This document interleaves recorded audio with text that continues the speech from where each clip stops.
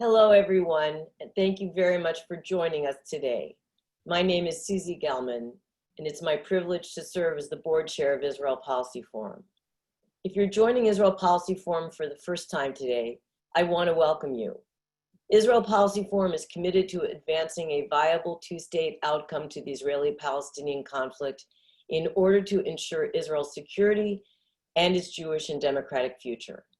In furtherance of our core mission, we've been raising the alarm about the threats posed by West Bank annexation for the past 3 years, educating American policymakers in Washington, American Jewish communal leaders, and emerging leaders of the next generation.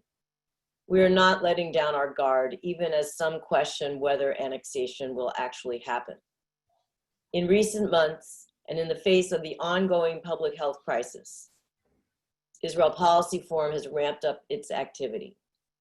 Last month, July, our podcast, Israel Policy Pod, received nearly 16,000 listens, our record for all of 2020. Our most recent episode features a conversation with New York Times Jerusalem Bureau reporter Adam Rascon on how the Palestinian Authority security forces are responding to the possibility of annexation. If you've not already done so, I encourage you to subscribe to our podcast, which is available on Apple Podcasts, Google Podcasts, Spotify, Stitcher, as well as on our website, www.israelpolicyforum.org. In June, more than 2,000 participants registered to join our special virtual program, The Road Ahead, Leading Responsibly for Israel's Future, which brought together leaders from the Israeli and American national security spheres, as well as the Jewish community, for critical conversations on the consequences of unilateral annexation. Those discussions remain timely and important. If you missed any part of that event, a recording is available on our website. Finally, our Young Professionals Program, IPF Atid, continues to drive home the importance of perseverance in our work. IPF Atid's ongoing campaign, Our Future Israel, is mobilizing millennials to speak out against annexation and in support of a secure Jewish democratic Israel. Last week, we were fortunate to hear from leading millennial voices as part of this campaign. A recording of that session is also available online. Israel Policy Forum's commitment to the vision of a secure Jewish democratic Israel is unwavering, but we depend upon your generous support in order to keep up this momentum. So I encourage you to invest in our work. The phrase "in these difficult times" has become something of a refrain in the Jewish communal sphere over the past few months. But it is precisely because of the fact that we remain in the midst of the coronavirus pandemic, while annexation is still on the agenda in Israel, that we're so grateful for your continued engagement. To all of our supporters on this call, thank you. And for those who have not yet done so, I encourage you to make a contribution to Israel Policy Forum at www.israelpolicyforum.org/giving. Now to today's program. As many of you are likely aware, widespread protests began in Israel in recent weeks, with citizens demonstrating against Prime Minister Netanyahu's continued tenure, corruption, and government mismanagement of the coronavirus pandemic and the economic crisis. Some are raising demands about discrimination, racism, and threats to Israeli democracy, including annexation.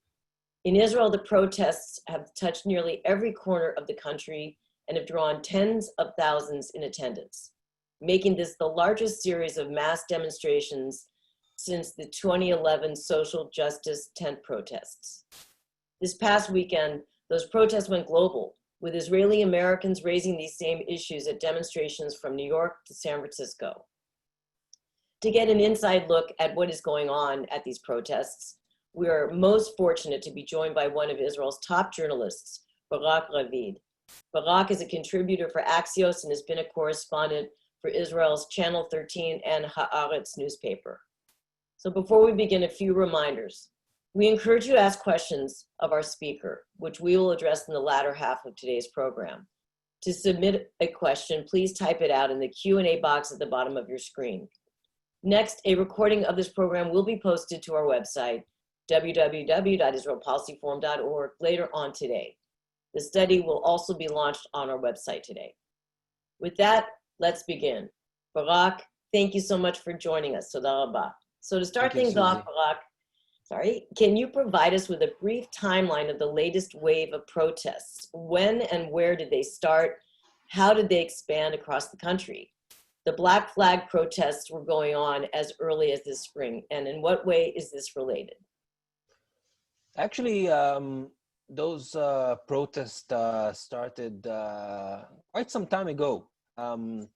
It got the attention of the Israeli media and of more people in Israel in the last few weeks. But if you look back, I think you can go even a year back, maybe more than a year, that those demonstrations took place. It was much smaller, obviously, but almost every week there was a protest right next door to Netanyahu's official residence at Balfour Street in Jerusalem. And out of those protests, more than a year ago, this movement of the Black Flags was founded. It was a movement that started from, usually protest and social protest, political protest start from young people. Here, it started from their parents. Sometimes it started from their grandparents. People in the ages of between 50 to 80 to sometime to 85 were part of this group of Israelis that decided that they want to protest the fact that there's a prime minister who has 3 indictments against him, and that he's at the time his trial still hasn't started. But this was the beginning, a protest against the fact that there's a prime minister with 3 very serious corruption charges against him and indictments. And what happened was that those protests came together with the Corona crisis. When the Corona crisis started in February, it was still before the elections here, before the last elections. But at the time, the limitations that the government decided on were rather limited. It was affecting people's lives, but it wasn't very draconian. Meaning, one of the steps the government took even before the elections was to stop foreign nationals from entering the country and stopping flights from abroad landing in Israel, which was one of the best steps the government took because it bought Israel a lot of time facing the pandemic. But the fact that we had for quite a long time, since February, until the formation of the government in May, okay, we had all this time a transition government that Netanyahu basically took almost all the decisions on his own at the time that he really had a government which was a transition government of a transition government of a transition government with no real democratic or popular mandate. And the problem started when a lot of the decisions that the government wanted to take seemed to big parts of the Israeli society as strange, over the top, disproportional, and some of them were also seemed draconian. This does not mean, by the way, that as few conspiracy theorists here in this country think that Netanyahu invented the corona and it was a made-up crisis and that this whole pandemic is fake and he only did it in order to continue on controlling the country and he's a dictator and we are Romania in the times of Ceausescu. This is not the case, although there are many conspiracy theories that do say that. But some steps that the government took, and again, the fact that it was the government that really did not have a mandate, steps like using the the domestic security service, the Shin Bet, to trace people that are suspected as being infected with corona. The fact that the government used emergency decrees to, for example, shut down most of the operations of the courts, which led to postponement in Netanyahu's trial. I think it was something that seemed to many Israelis as a step that was a political use of the crisis in order to postpone Netanyahu's trial. And other steps, several attempts by government ministers to use the emergency decrees to crack down on protests, to ban demonstrations and protest. This obviously did not pass. It was stopped by the Attorney General, and all sorts of other steps. And what happened out of this is that, in a way, it brought more and more people to join this movement of the Black Flags, which started demonstrating week after week, and it moved from demonstrating in Balfour Street to also demonstrating on bridges all across the country on the weekends. And after the government was already formed, during one of those protests in Balfour Street near the Prime Minister's residence, the leader of the Black Flags group was arrested by police. And this caused a major uproar in the country, and I think in the weeks after brought many more people into the protest.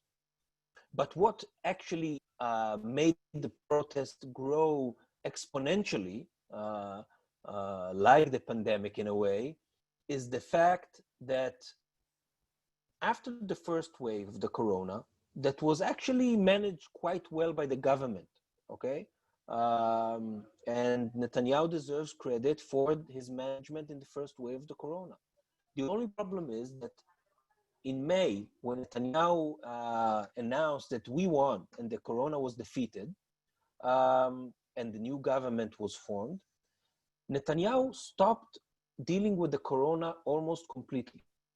And he did that in tandem with the fact that the Minister of Health has changed, the Director General of the Ministry of Health was replaced, and a lot of other senior officials in the health ministry were replaced. And Netanyahu moved on and started dealing with the annexation. And while dealing with the annexation, no one was actually dealing with the corona.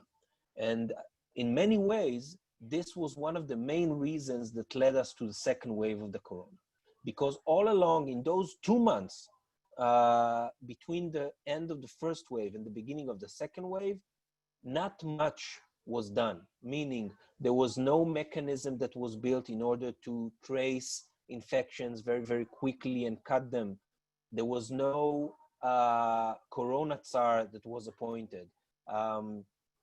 Many of the processes that it was clear that the government need to build in order to get ready for a second wave, all of that, nothing really happened with that.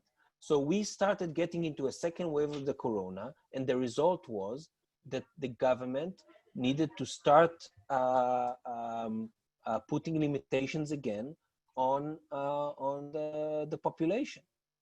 And this led to even more protests, mainly because of the economy, because Israel, as in the US and many other countries, the corona brought with it an economic pandemic too. And the fact that the government didn't take the appropriate measures to get ready for a second wave, the fact that the economy was going down, and the fact that the combination of those two and the second wave led to very unclear steps and decisions by the government, I think led many Israelis to the point that they said, we're going to demonstrate. And then you started seeing in those demonstrations that started from the Black Flags, and with people in the ages of 50 to 80, all of a sudden there was a switch. And the people who started coming to those protests were millennials and people that were 20, 30, 40. Those are the ages, and those are people that many of them lost their jobs because of the crisis. They can't pay rent. Some of them don't even have money to buy food. They don't see not anything on the horizon, and they just and a lot of them are people with small businesses, and that their businesses were shut down because of the corona. They went bankrupt. So a lot of them came and demonstrate, and the black flags in a way were replaced by this group, that it was a combination of people who demonstrated against Netanyahu's alleged corruption, people who demonstrated against that are political opponents of Netanyahu, but again, very big group of people who were the victims of the corona crisis, that came and said, we can't do it anymore. And we saw demonstrations in Tel Aviv, we saw demonstrations in Jerusalem, we saw demonstrations in other places of the country, and we saw the Black Flags movement that continued on in parallel to those demonstrations. And in the last weekend, there were demonstrations on 250 bridges across the country, that on every bridge you saw from 5 people standing to 200 people standing on the bridge, waving Israeli flags and black flags and demonstrating against Netanyahu's corruption. So those demonstrations are not about one issue, okay? But they are about one issue, meaning all of those protesters are calling Netanyahu to step down, but for different reasons. Some of them because of the economy, some of them because of the corona crisis, some of them because of the corruption, some of them because of the annexation. But the overall umbrella idea that is uniting all those protesters is that Netanyahu needs to step down. So that clearly is their main demand, but are there other demands that protesters are making? And to what extent would you describe this as a unified movement at this point? It's very hard to say. I think that there's not one message, okay? If you go to the demonstrations on Balfour Street, you will see several different demonstrations in one demonstration. You will see those who come and give flowers to the policemen, and you see other group that come to sing songs and play guitars. You see other people who are coming to demonstrate for civil rights. You see, so there are many different groups, and you see people who come to demonstrate because they lost their jobs. So you see different groups in one demonstration, and the overall message is that it's people that say Netanyahu needs to go. But there's no real organization behind it. There's no real leadership for this protest. For example, there was a great article on Haaretz that took 8 protesters who were arrested by the police for joining the protest, and they interviewed them. And all of those people are people that were, most of them were not politically active, meaning that they were not involved politically. Politics didn't really interest them until the corona crisis, until they lost their jobs, until they saw what happened to their parents, until they saw how the government is dealing with the situation. And I think that in a way changed the situation for them and made them politically involved and got them to join the protest. So I think it is still a bit early to say whether this is really a movement with an organization behind it, with a leadership behind it.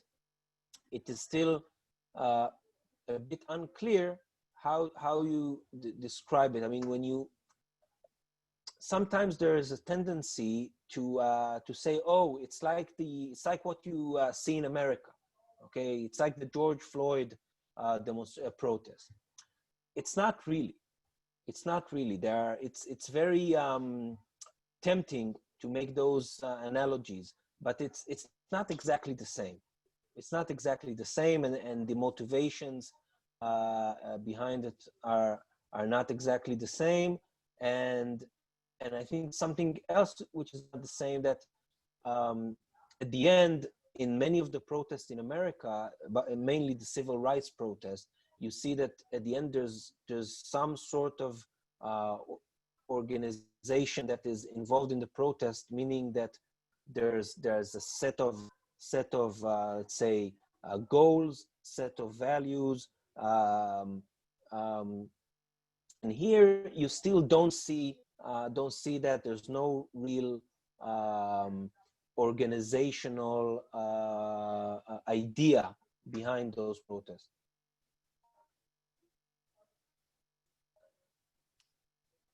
I think we lost Susie for a moment. Yeah, I think so too. Yeah.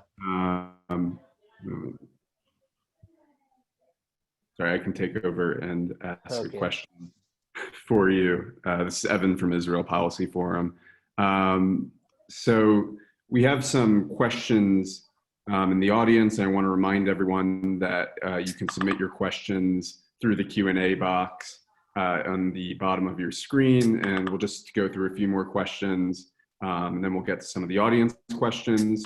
So, looking at these protests and who's behind these protests, who's supporting these protests, some of the organizational support behind them includes like Darkenu, the Green Movement. These are groups from the political left and center in Israel. What about the people who are actually showing up for these protests? Are these people who are mainly left-wingers, people from the center left, like the organizations that are behind these movements, or does it represent a broader cross-section of Israeli society? At first, I don't think that the Darkenu and the Green Movement are really behind the protest. I guess they're also part of some of the people may come to those protests, but it's not like they're behind it. That's the main question. Okay, who are those people who are coming? And I think that the people you see in those protests now are people that, again, a lot of them were not politically involved. This is, I think, one of the main interesting things. It's not people that would naturally go out of their houses and go and protest against the government. It's people that were, I think, a lot of them were indifferent to politics. And this is why a lot of it, the sentiment is reminds, at least to me, it reminds the social protests of 2011, when it's a protest that, again, makes people who are not politically involved go out of their houses and take part in a political action, like a demonstration, like a protest against the prime minister. And I think this is the interesting part. Whether the question a lot of people are asking is, do people that voted for Netanyahu join those protests? I guess some of them do. Does this mean that Netanyahu is losing his base? I think it's much too early to say. If we really try and check whether those protests have influenced the political situation, of course they did, because you see how nervous Netanyahu and his supporters are from those protests. But can we say if it says something about the next elections? I'm not sure. If we try and analyze the latest polls, we see obviously that Netanyahu's is losing a lot of support. A few weeks ago, Netanyahu in some of the polls had 37, 38, sometimes even more. sometimes in one of the polls, he had 40 seats. And now if you look at the polls, he's at 30, 31, 32. So obviously he's losing a lot of votes. But is it because of the protests? I'm not sure. I think it's more because of the economic situation that is, very, very bad. You see it in America too. We have several hundred thousands of people that are unemployed. And it doesn't seem that this situation is going to change anytime soon. The unemployment rate is at least 20%. So this is a situation that I think causes Netanyahu to lose a lot of support. But I'm not sure the protests have a direct connection. But if those protests will gain more and more momentum and more support, at the end of the day, behind every person that goes and joins the protest, there are some of his friends and family members that stay at home, but they hear from him afterwards how it went and why did he go. And again, at the end of the day, those things influence people. So I think those protests, even though it's obviously still, you don't see in those protests, the masses from Netanyahu's base that are coming and protesting against him.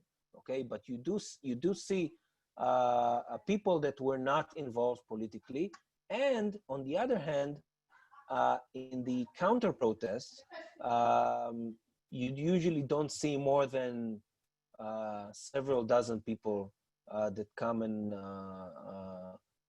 demonstrate in support of Netanyahu. It's usually between 30 to 40 people that come to Balfour Street to support Netanyahu. Barak, sorry for my temporary loss of power, as some of us on the East Coast are experiencing a hurricane, and so I lost power, so that's why Evan had to jump in, but I'll do my best to carry on here. No problem. Hopefully Stay safe. That's the most important thing. Thank you. I'm safe. It's just that anyway. So Barak, you wrote in Haaretz recently that even though the coronavirus put other issues on the back burner, Netanyahu still wants to proceed with annexation. In June, we saw some Israelis protest against annexation. To what extent, if at all, are concerns about annexation a feature of the current protests, and why is this the case? I'll tell you very straight to the point. Very few people care about annexation in this country. Very few. There was a poll done several weeks ago when Netanyahu was still dealing intensively with the annexation. It showed that 4% of Israeli voters are interested in annexation. 4%. In the same poll, they asked how many Israelis are concerned with the economic situation. It was 69%. In another poll, another poll showed that 85% of Israelis are concerned for their economic future. So when you take all those polls and you see that at the end of the day, and Netanyahu realized that it was a month late, and it got us to a second wave of Corona. But at the end of the day, he understood that people just don't care.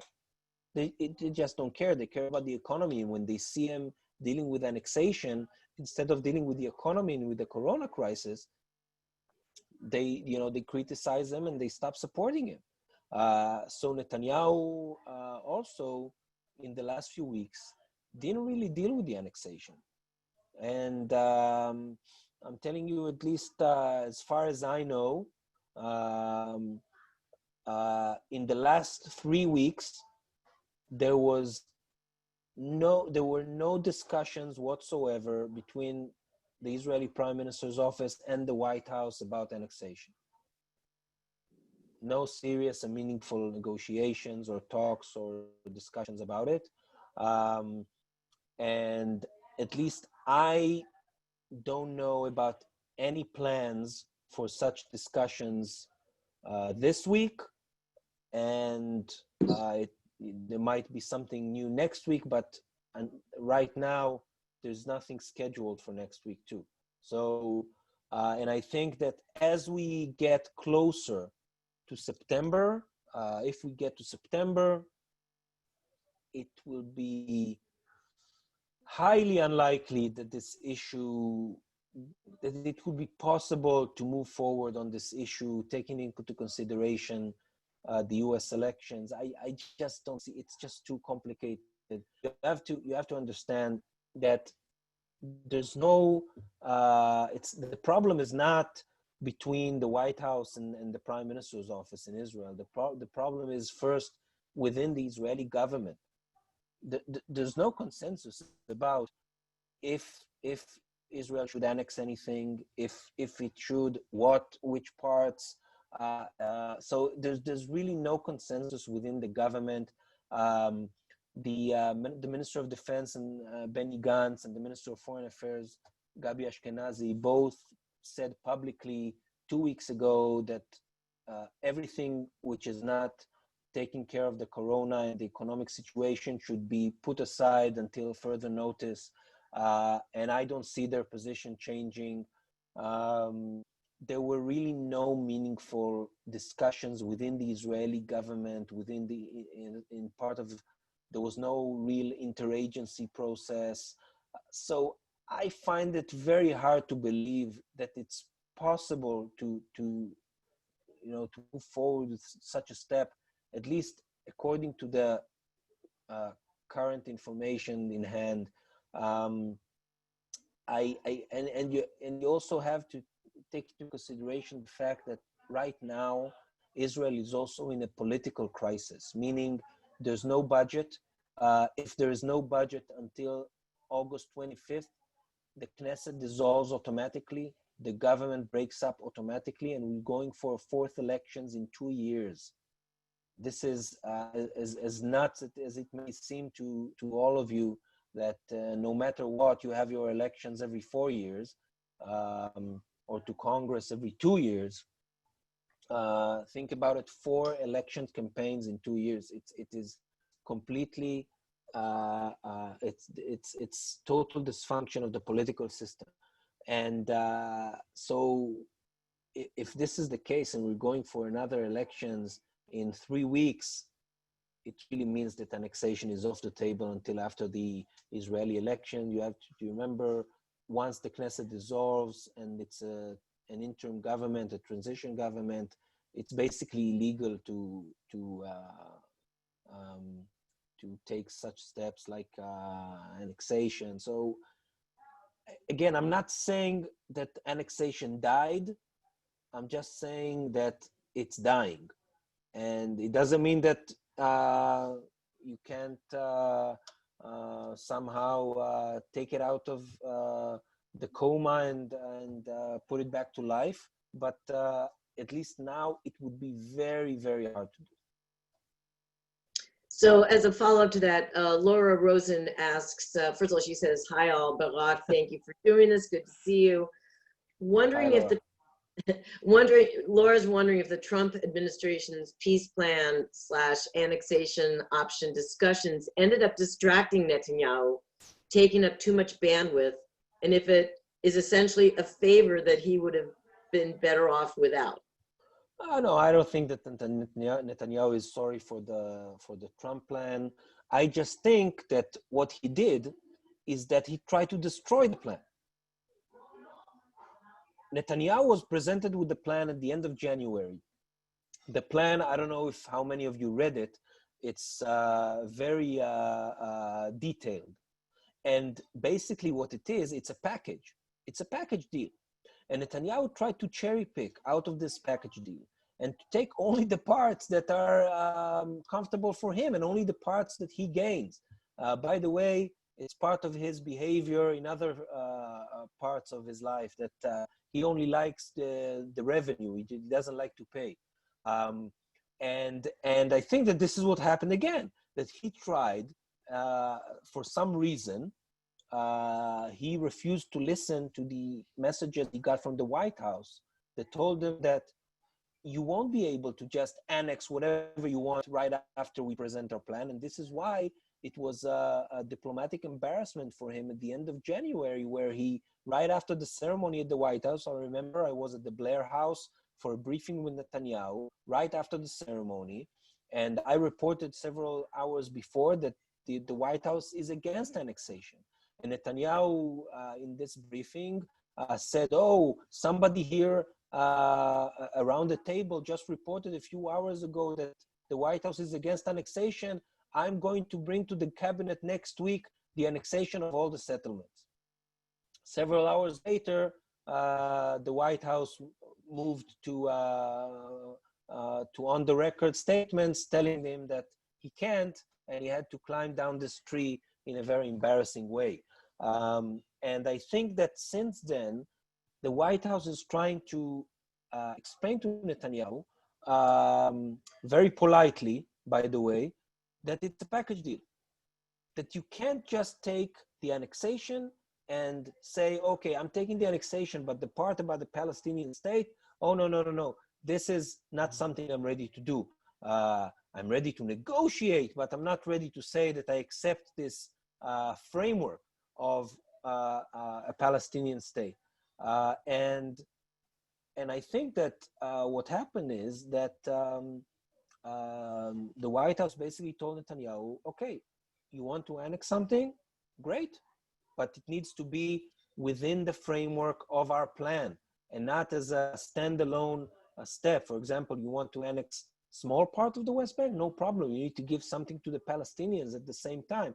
I think Netanyahu didn't really like this this attitude, and I think that this is part of the reason that for now nothing was annexed, and we might not see anything annexed until after the elections. You have to remember that the Trump administration, in the end, it wants this plan to succeed somehow.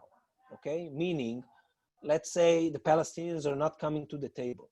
Okay, and you can't get negotiations going, and you can't promote this plan on this track.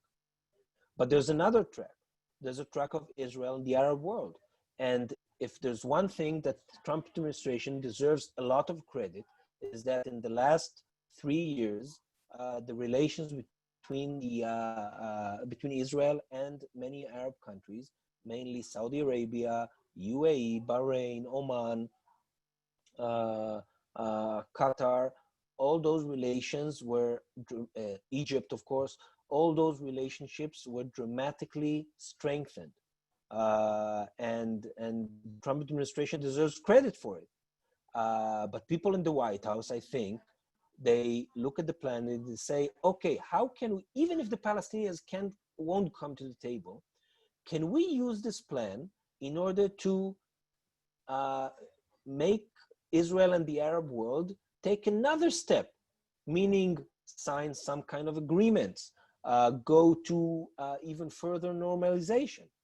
And I think that this is part of the reason that the White House doesn't want to see Netanyahu doing steps that might hamper the ability to promote some steps between Israel and the Arab world, even if the Palestinians won't come to the table. And I think that if Trump wins in the elections and if he get a second term, one of the things that we'll see is that the White House will use the plan in order to get the Arab world closer to Israel. So we have a question that really is a follow-up to what you're just saying from someone who's a huge fan of your scoops, who wants to know, how likely is it that instead of going ahead with annexation, the Trump administration will seek rewards from the Arabs for Israel not going ahead with annexation? There were such ideas. I know several Israeli officials that tried to push those ideas. I know of several US officials who were thinking about such ideas. And I know about Arab officials who are thinking about those ideas. But I think that in a way, the fact that the situation in Israel is such that you have a second wave of corona, you have protests, demonstrations, disagreements inside the government about annexation. I think it made it clear to everybody that, maybe it's better off just to not do anything and just let it, in a way, die on its own. So I have a question, and then I want to combine it with a couple of questions from the audience having to do with the protests, but also the current political map, if you will. So obviously the size and scope of these protests has been very impressive, but it's interesting to note that despite the furor directed against Prime Minister Netanyahu by so many people across so much of the country, and poor scores in public opinion polling about the government's handling of the pandemic, Netanyahu's Likud party is still projected to win more than 30 seats in the Knesset, which would make it by far the largest party should new elections be called. So my question, and then I'll add to it the other questions that are related. My question is, why don't these protests seem to be more of an impediment for Bibi and a boon to the opposition parties? And before you answer, Barak, I'm just going to add a couple from Aaron David Miller. Hi, Aaron. The protests are leaderless. That term may also apply to the opposition to Netanyahu at a political level. You can't beat something with nothing. Is Benny Gantz as feckless as he appears, as weak as he appears? And then finally, Neil Gross asks, does the Black Flag movement restrict its opposition to only Bibi or to both him and Gantz? And isn't the purpose to express opposition to the coalition of both? If so, what leadership would the Black Flag intend to install in their place? So I'll start with the last question. The Black Flags are mainly against protesting against Netanyahu over his alleged corruption and indictments. That this is why they started the protest. This is why they still do it now. Gantz, in a way, even though I'm sure that a lot of them are mad at him because they voted for him, is not a real target for them right now. Gantz is, in a way, for many Israelis, I think it's clear that politically he's not that relevant at the moment, and he might not be relevant anymore. And then, by the way, Benny Gantz, if he has one quality, is that it's very hard for people to really hate him. I don't know anybody who hates Benny Gantz. And I don't know if it's a good quality for a politician or a bad quality for a politician, but it's just what it is. And about the and about the Likud and the leadership of the protest, it's true that the Likud still in the polls is the biggest party because Netanyahu's base is 30 seats, and it doesn't seem to get any lower than that. But, and there's a big but, unlike, some of you obviously know, but some of you might not know, Israeli politics is very different from U.S. politics because it's not it's not the winner takes it all. Meaning, if you're the biggest party, it still does not mean that you're the prime minister. At the end of the day, you need to get to the magic number of 61 members of Knesset who will raise their hands and support the swearing in of your government. And Netanyahu, in the first election in 2019, and then the second election of 2019, and then the third election in 2020, he never got to the 61 members of Knesset threshold. And this is why he couldn't really form a pure right-wing government. So this is the only question, whether Netanyahu will be able to get to 61. If he does, then he can do basically whatever he wants in this country. But if he can't, I think it will be the end of his political career, because right now, all the members of the opposition are totally united behind kicking him out, and it creates those very strange alliances between Avigdor Lieberman and Ahmad Tibi, Yair Lapid and Ayman Odeh, that are basically all of them, if they get to 61, which they did in the last election, okay? If they get to 61, they won't hesitate for a minute to swear in a government, whatever it is, even if it's just for a short period of time, just to kick Netanyahu out of Balfour Street. So I think this is the only question. And the big question mark is if those demonstrations and the protests we see now what are they going to do? Are they going to get Netanyahu to 61 because somehow we will use those protests to rally his base, okay? Or they will get the other side to 61. That's the only question that people need to have in mind. So I think we have time for one or two more, because I know you have to leave in 5 minutes, Barak, and this has been fascinating, and we could go for a lot longer, and we have a lot of questions. Lenny Lerner, hi Lenny, asks, while the unifying goal of the protest is to get rid of Netanyahu, how can that happen as a practical matter when there appears to be no viable opposition party at the moment? An internal Likud rebellion? What are the chances of that, Barak? There's no chance of an internal Likud rebellion. Zero chance. What are the chances of an internal Republican Party rebellion? FS. Same thing. Zip. Yes, same thing. All right, let me move to Janet Halbert. It says, thank you, Barak. Even if annexation is dying, what about settler violence against Palestinians in the West Bank and East Jerusalem? Occupation is not dying. Please comment. That's true. I agree with every word. It's not, by the way, unfortunately, there was settler violence against Palestinians before Netanyahu, and I'm afraid to say that there will be settler violence against Palestinians after Netanyahu.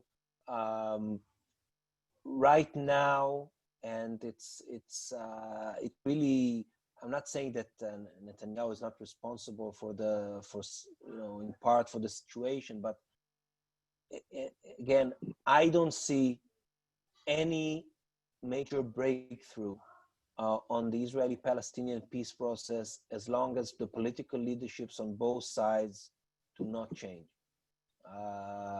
And it's with all the responsibility that Netanyahu has for the stalemate in the peace process and for the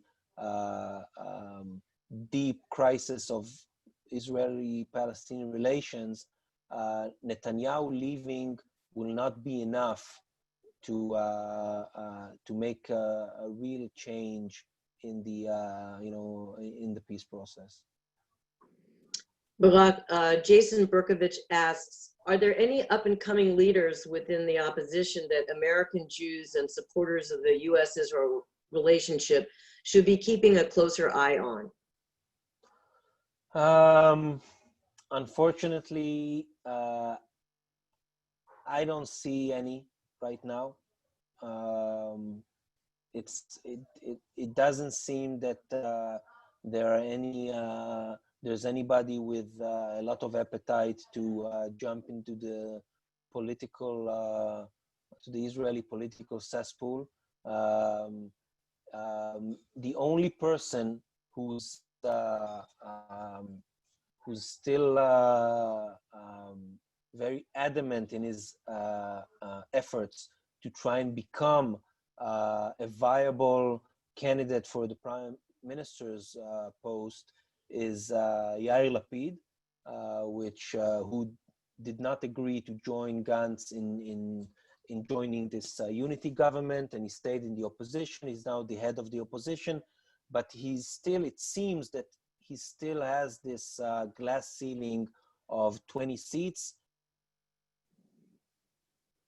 And more than that, doesn't seem to be having any success in moving votes from the other side. And he has a lot of problems with, for example, the ultra-Orthodox. But again, saying that, I still go to the same point. Right now, you don't have to be the biggest party in order to win those elections. You need to have the biggest bloc. And while Yair Lapid will not be the biggest party, okay, he made some moves that I think he didn't do for many, many years. For example, today Yair Lapid is ready, and he said it publicly, that he's ready to cooperate politically with the Arab Joint List. This is something that Lapid refrained from doing for a long time. He even had some semi-racist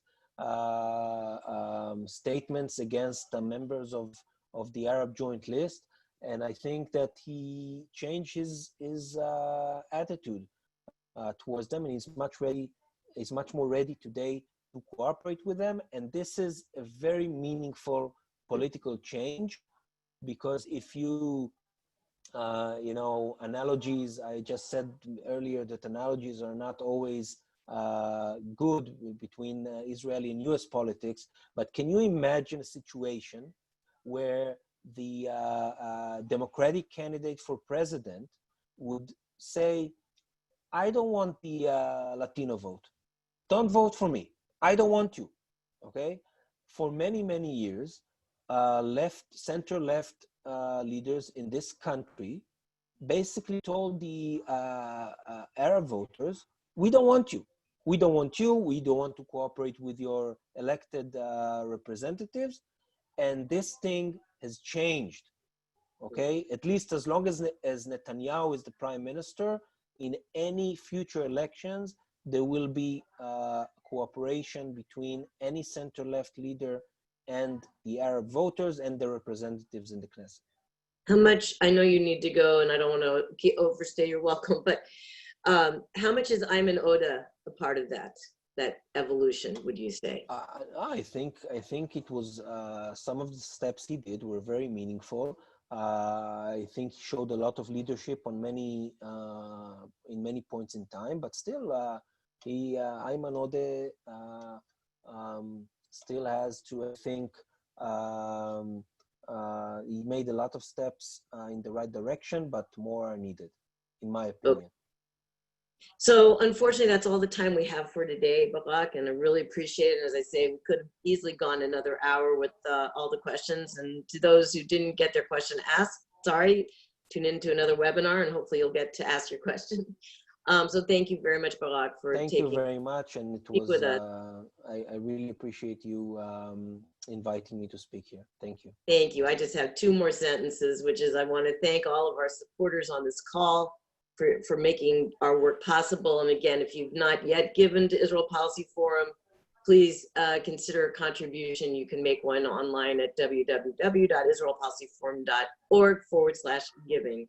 So thank you all again for joining us. This recording will be posted on our website later if you want to hear what Barak had to say again. And remember that we will have our next Annexation Watch briefing webinar next Tuesday at 2 p.m. Eastern, 11 a.m. Pacific, because if it's Tuesday, it's an IPF webinar. Until then, everyone stay safe, be well. And again, Barak, bye-bye. Thank you.